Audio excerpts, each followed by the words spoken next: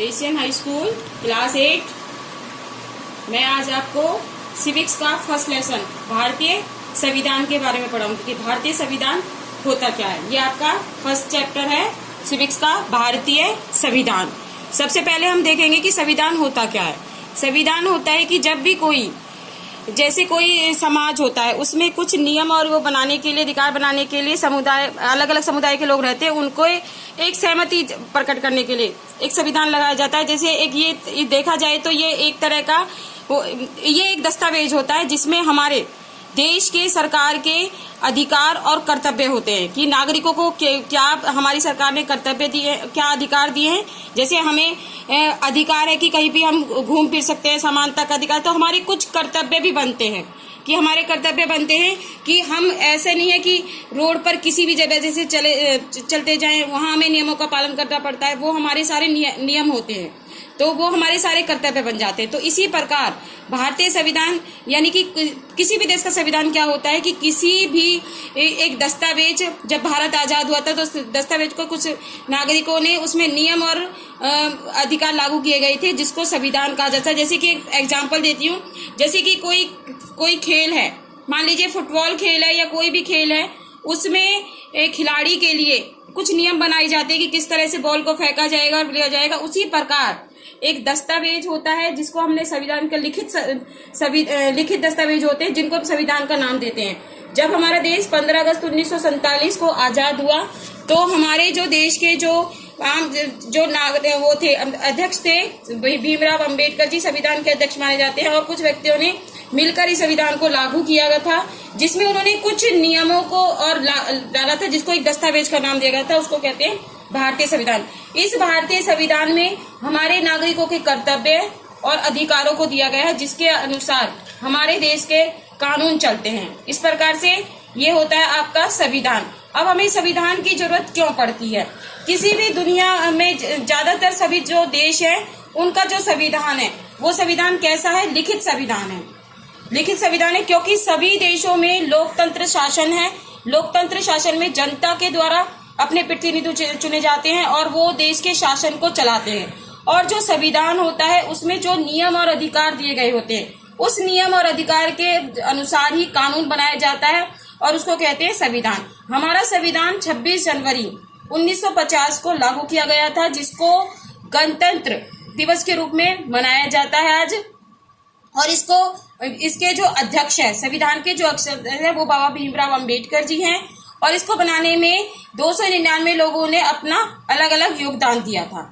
हमारा संविधान एक लिखित संविधान है जिसमें हमें कुछ अधिकार और हमारे नागरिकों के कर्तव्य दिए गए हैं जिसे कानून बनाया गया, उससे हम अपने नियमों को लागू करते हैं। जैसे हमारे मौलिक अधिकार है, हमारे मौलिक अधिकार है तो उन मौलिक अधिकारों के अकॉर्डिंग हम सारे कार्य करते हैं। जैसे कि भी समानता का अधिकार है, घूमने फिरने का अधिकार है, ये हमारे मौलिक अधिकार जो 6 हैं उनको दिया गया है। उसके पश्चात कि किस तरह से इन आदर्शों पर चलकर हम अपने संविधान के अनुसार जो भारत के नागरिक है या किसी भी देश के नागरिक है वो अपने सारे कार्यों को करते हैं। तो ये होता है आपका संविधान। ये देखो, ये होता है, इसलिए हमारे संविधान की आवश्यकता हमें पड़ती है। उसके बाद इस वाले पेज पर आपको देखो, इसमें दिया गया है यहाँ पर नेपाल के उस संविधान के बारे में दिया गया है कि 2006 से पहले भारत उसमें नेपाल में राजतंत्र शासन था, परंतु वहां की जो नागरिक थे उन्होंने एक लोकतंत्र संविधान की मांग की और क्योंकि पहले वहां पर राजतंत्र शासन था और वहां की जो जनता थी वो राजतंत्र को समाप्त करके एक लोकतंत्र शासन की स्थापना करना चाह रही थी कि भाई हमारे देश में हमारा एक संविधान होना चाहिए और उस तरह से जो जनता के अनुसार देश का शासन चलना चाहिए। इस प्रकार 2006 में उनको राजतंत्र को यहाँ पर समाप्त कर दिया गया नेपाल में, और राजतंत्र को समाप्त करके उसकी लोकतंत्र शासन की स्थापना की गई कि जनता अपना प्रतिनिधि चुनेगी और वो अपनी सरकार बनाएंगे और इस प्रकार से सारा कार्य करती। उससे पहले क्या था कि नेपाल के अंदर एक राजतंत्र शासन था और एक मंत्री परिषद थी।